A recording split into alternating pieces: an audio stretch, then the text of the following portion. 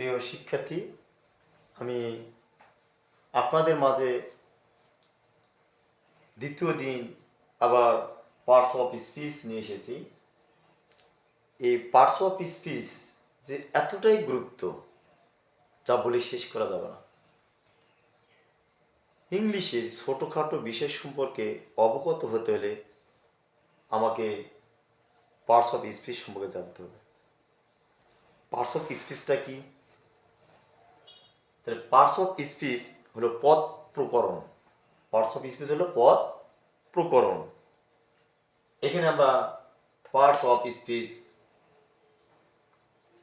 এই পার্ট অর্থ হলো অংশ, পার্ট অর্থ হলো অংশ, স্পিচ অর্থ হলো কথা বা বাক্য। তাহলে স্পিচ অর্থ হলো কথা বা বাক্য। তাহলে পার্টস অফ স্পিচ অর্থ বাক্যের অংশ। প্রিয় শিক্ষার্থীরা, তোমরা বুঝতে পারতেছ এই পার্টস অফ স্পিচটা কি? তাহলে আমরা পেলাম কি? পার্ট অর্থ হলো অংশ, স্পিচ অর্থ হলো বাক্য, আর দুইটা মিলে অর্থ দাঁড়ায় কি? বাক্যের অংশ। বুঝতে পেরেছো তোমরা? তাহলে এখন আমাকে বলেছে parts of speech. Parts of speech কাকে বলে? তাহলে এখানে বলা হয়েছে সেন্টেন্স বা বাক্যে ব্যবহৃত প্রত্যেকটি অর্থবোধক ওয়ার্ড বা শব্দসমূহকে পার্টস অফ স্পিচ বলে। তাহলে সেন্টেন্স বা বাক্যে ব্যবহৃত প্রত্যেকটি অর্থবোধক ওয়ার্ড বা শব্দকে পার্টস অফ স্পিচ বলে। পার্টস অফ স্পিচকে 8 ভাগে ভাগ করা হয়। পার্টস অফ স্পিচকে আমরা 8 ভাগে ভাগ করতে পারি। তাহলে এই 8 ভাগটা কি? একটু এটা আমার বোর্ডে লিখতে হবে।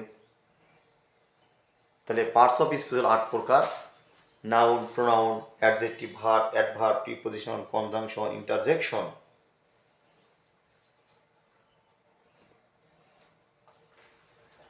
প্রিয় শিক্ষার্থী, যা দেখো এখানে আমি বোর্ডে লিখছি পার্টস অফ স্পিচ হল 8 প্রকার: নাউন মানে বিশেষ্য পদ, প্রোনাউন সর্বনাম পদ, অ্যাডজেক্টিভ বিশেষণ পদ, ভার্ব ক্রিয়াপদ, অ্যাডভার্ব ক্রিয়া বিশেষণ পদ, প্রিপোজিশন পদনীয় অব্যয় পদ, কনজাংশন সংযোগ অব্যয়, ইন্টারজেকশন আবেগসূচক অব্যয়। প্রিয় শিক্ষার্থীরা, তোমরা বুঝতে পারতেছ প্রথম স্টেপে আমাকে একটু মুখস্থ রাখতে হবে। দেখো এখানে আমরা বাংলাও পড়েছি, নাউন যেমন বিশেষ্য বিশেষণ সর্বনাম অব্যয় ক্রিয়া, এটা আমরা ইংলিশ গ্রামাটিক্যালও পড়তে পারতেছি। আসলে গভর্নমেন্ট এত একটা ভালো কাজ করেছে যা বলার মতো নেই। একটা ছোট বাচ্চা অনায়াসে সে শিখতে পারতেছে সম্পূর্ণ parts of speech, subject, auxiliary verb সম্পর্কে সে ক্লাস 3 থেকে বা 2 থেকে সব ক্লাস অবধি পর্যন্ত সে ছোটবেলা থেকেই সব শিখতে পারতেছে। খুব ভালো লাগলো ওনাদের প্রতি আমার। তাহলে এখানে আমরা পার্টস অফ স্পিচ নিয়ে আলোচনা করতেছি। পার্টস অফ স্পিচ হলো 8 প্রকার: noun, pronoun, adjective, verb, adverb, preposition, conjunction, interjection. আসলে আমাকে নাউন মানে কি? বিশেষ্য, প্রোনাউন মানে কি? সর্বনাম পদ, অ্যাডজেক্টিভ মানে কি? বিশেষণ পদ, ভার্ব মানে ক্রিয়াপদ, অ্যাডভার্ব মানে ক্রিয়া বিশেষণ পদ, প্রিপোজিশন পদানুই অব্যয় পদ, কনজাংশন সংযোজক অব্যয়, ইন্টারজেকশন আবেগসূচক অব্যয়। একটা কথা ভুলে গেছি আমি, ক্লাস 6 সেকেন্ড পার্টে, ইংরেজি সেকেন্ড পার্টে উইথ গ্রামার যেটাকে বলা হয়, তার 1 নম্বর কোশ্চিনটাই পার্টস অফ স্পিচের উপর আছে। তাহলে একটা বাচ্চা ক্লাস 2, 3, 4, 5, 6 পর্যন্ত এটা পড়তে পারতেছে। সে ছোটবেলা থেকে প্র্যাকটিস করতেছে। সে অল্প করে শিখুক, সে শিখতে যত উপরে হয়ে যাবে তত তার ভিত্তিটা কী হবে? অনেক অনেক ভালো হবে। তাই বলতে চাচ্ছি, আপনারা আমার যে চ্যানেলে যারা আছেন তারা অবশ্যই চ্যানেলটিকে সাবস্ক্রাইব করবেন, আমার পাশে থাকবেন। আপনারা প্রতিনিয়ত আমার ক্লাসগুলো দেখবেন, তাহলে আজকে এই পার্টস অফ স্পিচ সম্পর্কে আমরা জানলাম। এখন আমাকে বিস্তারিত সম্পর্কে জানতে হবে, নাউন কাকে বলে, প্রোনাউন কাকে বলে, অ্যাডজেক্টিভ কাকে বলে, ভার্ব কাকে বলে, অ্যাডভার্ব কাকে বলে, প্রিপোজিশন কাকে বলে, কনজাংশন কাকে বলে, ইন্টারজেকশন কাকে বলে। তাই একটু ব্যাখ্যা জানতে হবে। আর নাউন আমরা কোনটাকে বলবো এগুলা সম্পর্কে জানতে হবে। আমাকে শুধু নাউন, প্রোনাউন, অ্যাডজেক্টিভ, ভার্ব শিখলেই তো হবে না, কিন্তু এটার প্রত্যেকটা একটা সিনের উপায় আছে। যেমন আমি অমুক, আমার বাড়ি অমুক, আমি অমুক, এই যে সম্পর্কে জানতে হলে তদ্রূপ এই পার্টস অফ স্পিচ 8 প্রকারে একটু ব্যাখ্যা সম্পর্কে জানতে হবে। আমরা ইনশাল্লাহ আস্তে আস্তে সব কিছু জানব। আজকে শুধু নাউন আর প্রোনাউন নিয়ে একটু বিশদভাবে ব্যাখ্যা করব।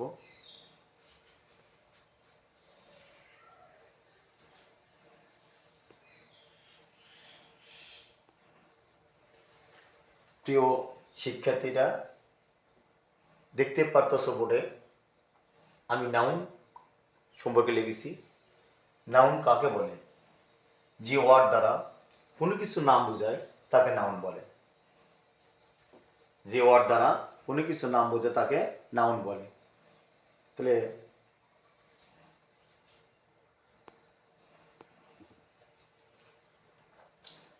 তাহলে এখানে বলা হয়েছে নাউন আমার নাম বুঝাইছে। নাম আমি লিখেছি এখানে হামিদ, হাসান, মুহিত, ঢাকা, ডগ। শুধু এগুলাই বুঝায়? নো। পৃথিবীতে যত নাম আছে, যত যত প্রকারের নাম আছে, আমি আগে একটা বলেছি, আমার নাম, তোমার নাম, যত স্টুডেন্ট আছে, যত শিক্ষক আছে,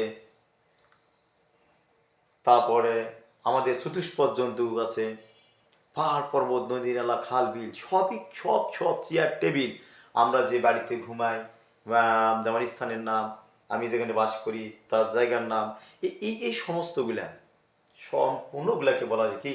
নাউন। বুঝতে পেরেছো তোমরা? তাহলে নাউন কাকে বলে আবার বলবো আমি, অবশ্যই আরেকবার খেয়াল করে দিই। পৃথিবীতে যত নাম আছে, পৃথিবীতে আমেরিকা যুক্তরাষ্ট্র, হংকং, ভারত, নেপাল, আরও ইত্যাদি ইত্যাদি ইত্যাদি, আমরা বুঝতে পেরেছি সবাই নাউন কি।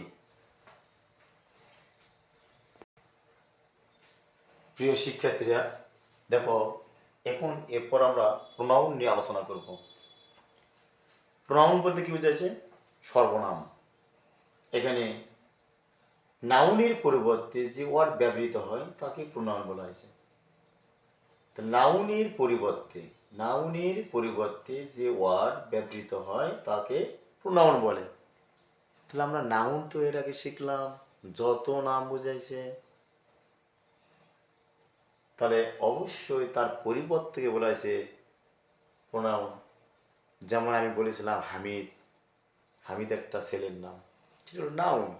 এর পরিবর্তে যদি আমরা বিশ্লেষণ করি, এর পরিবর্তে আমরা কি প্রোনাউন আনতে গেলে আমাকে কি করতে হবে? হি। কি আনতে হবে? হি আনতে হবে। যেমন একটা মেয়ের নাম আমরা বলি শিফা, এই শিফা, তার পরিবর্তে আমরা লিখতে পারি শি।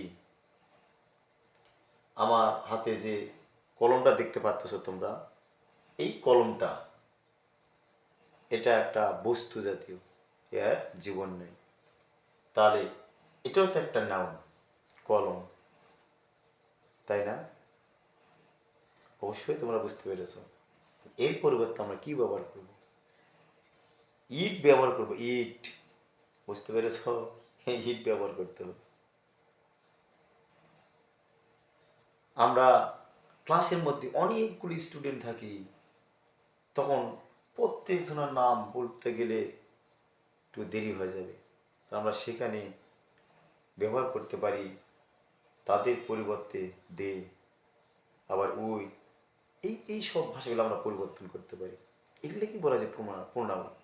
নামের পরিবর্তেই সেগুলো আমরা ব্যবহার করবো, সেটাকে বলা আছে প্রোনাউন। চলুন আমরা দেখি বোর্ডে। যেমন বলা আছে I, we, you, your, he, she, it, they, our, এইসব, এগুলোই হলো আমার হলো প্রোনাউন। কিছুক্ষণ আগে আমরা যে দ্বিতীয় ক্লাসটা প্রথম ক্লাসটা করেছিলাম, ওখানে আমরা সাবজেক্ট নিয়ে আলোচনা করেছিলাম। এই সাবজেক্টগুলো এলো আমার নামের পরিবর্তে।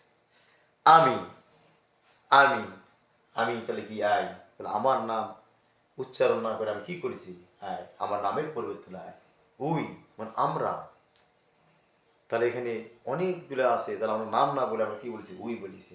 ইউ মানে তুমি, তো তোমার পড়তে ইউ ইউ হয়ে গেছে। যাক, আমি তোমাদের বোঝাতে পেরেছি। যদি তোমরা বুঝতে একটু দ্বিধাদ্বন্দ্বের মধ্যে পড়ে যাও, তাহলে আমার চ্যানেলে গিয়ে তোমরা অবশ্যই ডাউনলোড করবা। বাড়িতে বসে দেখবে, বসে বসে দেখবা, তাহলেই বুঝতে পারবে। প্রিয় শিক্ষার্থীরা, দেখতে পারতেছ আমরা পার্টস অফ স্পিচ নিয়ে আলোচনা করলাম। আজকে 8 ভাগের মধ্যে 2 ভাগ নিয়ে আলোচনা করলাম। তৃতীয় ক্লাস নিয়ে হাজির হব তোমাদের মাঝে। আজকে এই পর্যন্তই। আল্লাহ হাফেজ।